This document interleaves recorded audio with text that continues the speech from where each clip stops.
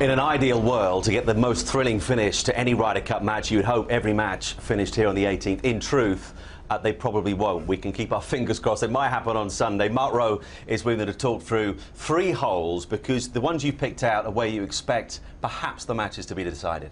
Well, absolutely. It's a pivotal part of the golf course, and in talking to all the players, it is definitely the part that they are feeling will play the major part in the results of these matches.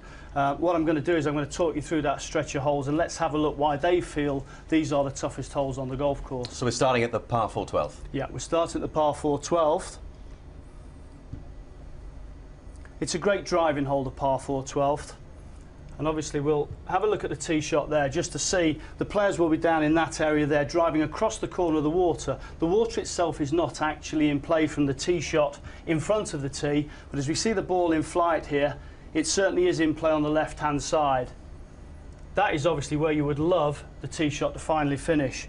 You do not want to end up in there. If you're in there, you're going to struggle to carry the water for the second shot. How deep's that bunker, roughly? It's a small bunker. It's not so much that it's deep. It's just a very long carry from there, going over the water. And obviously you need a great strike, a great quality of strike to carry the water from there. That would be a really scary shot. Also over here, in this area, this is where the rough is at its thickest. So again, anything blocked out to the right, you've got serious problems about thinking whether the ball will come out the rough and carry the water. And listening to the comments of the players, particularly Graham McDowell yesterday, he spoke about that rough and says it's going to punish wayward shots. Is that what you've seen out there? It's absolutely brutal, especially when it's wet. Now obviously we get up to the green. If the players obviously hit the centre of this green, which they'd like to do pretty much every day, then you're faced with the contours of the greens. You've got this slopes here towards the front of the green. You've actually got a false front here. Now anything short of that will be running back down towards the water. That's dangerous. It might not make it to the water, but still very, very tricky from down there. So do these soggy conditions then, as they stand at the moment, favour players with greens like this? Is it going to make life simpler? Well, always, if the fairways are wet and the greens are wet, obviously it is a little easier because the ball actually finishes where it lands, particularly when you're hitting across the fairways and towards the rough, it lands where it lands. If they're firm and bouncy, you've got the risk of it shooting off and finishing in a worse position.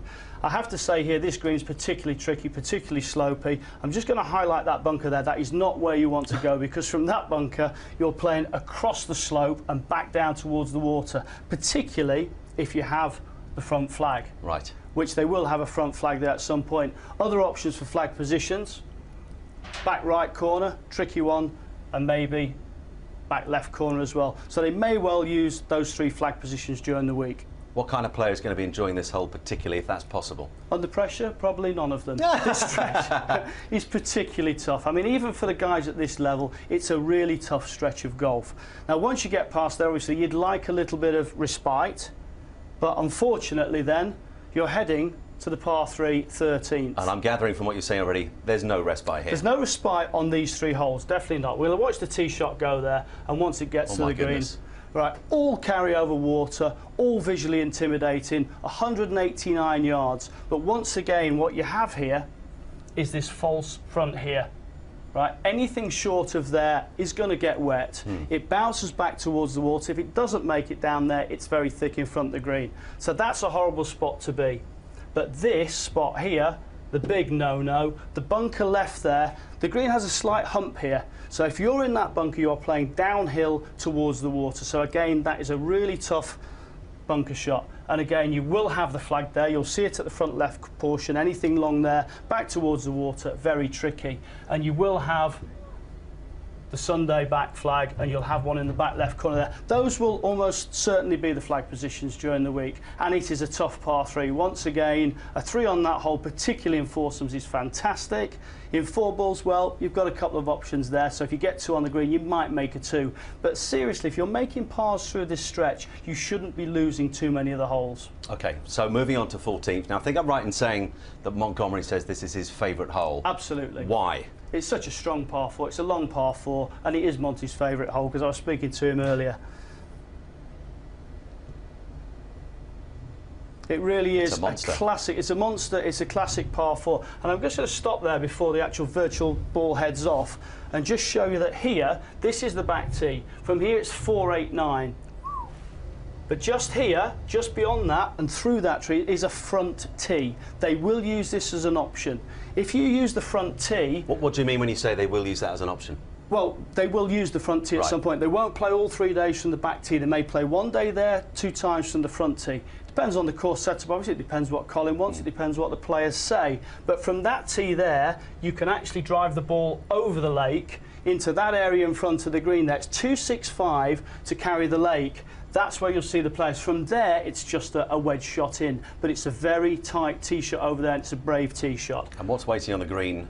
Should you be there next? We'll get there in a second. We'll just see the virtual ball here fly through. Now, where this lands is a very long tee shot. It's almost a sort of Dustin Johnson, Bubba Watson length tee shot, where the Europeans and some of the not so long hitters, because they have got some monster hitters on their team, they'll be landing in that area. I'm just going to expand that a little bit over there. That is the elbow of the dog leg. That is where you really want to hit it. Some players may choose to hit a 3-wood and be a little shorter, but it's basically a drive to that point and then a mid-iron.